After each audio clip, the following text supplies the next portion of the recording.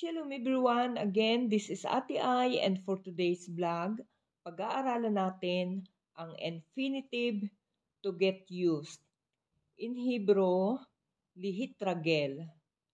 Again, pag-aaralan natin kung paano natin ito sasabihin kapag present tense, past tense, and future tense according to the gender.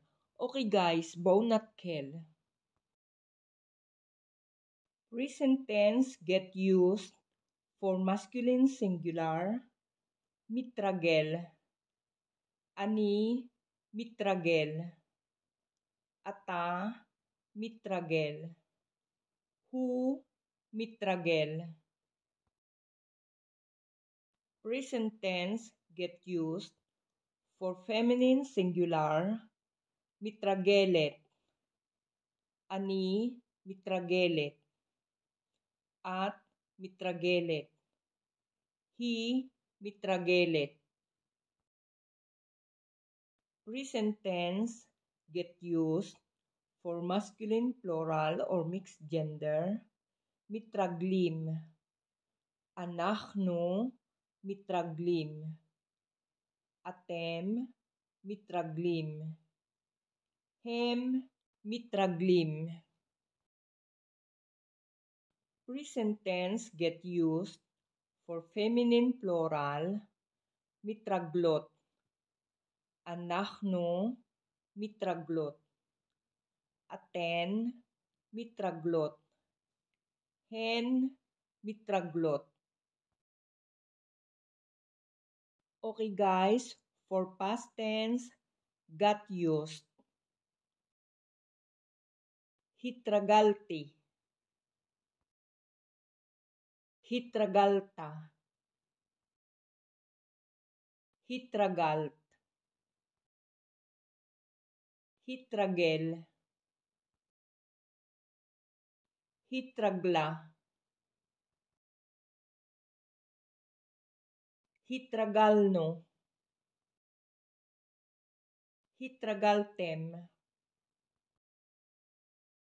hitragalten, hitraglu, hitraglu.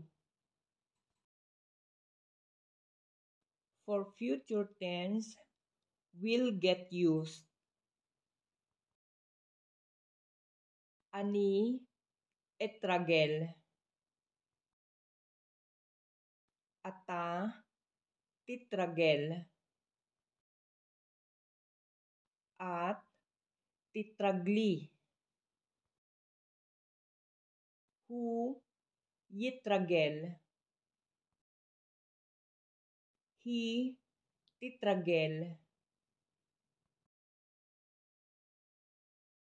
anachnu, nitragel, atem, titraglu, aten, titragelna, hem, yitraglu, hen, titragelna. Okay guys, now ibibigay ko naman sa inyo ang imperative or ang command. Imperative get used for masculine singular, hitragel. Imperative get used for feminine singular, hitragli. Imperative get used for masculine plural, hitraglu. Imperative get used for feminine plural, hitragelna. Okay guys, muli dito po natatapos ang vlog na ito at paalala lang po baka meron pa sa inyong hindi nakasubscribe. Guys, please subscribe na and don't forget to like and share. At huwag rin pong kalilimutan, i-click ang notification bell para lagi kayong ma-notify kapag may bagong upload na videos. Again guys, amo naman to dali kulkem, ni try babloga bashili, להתראות.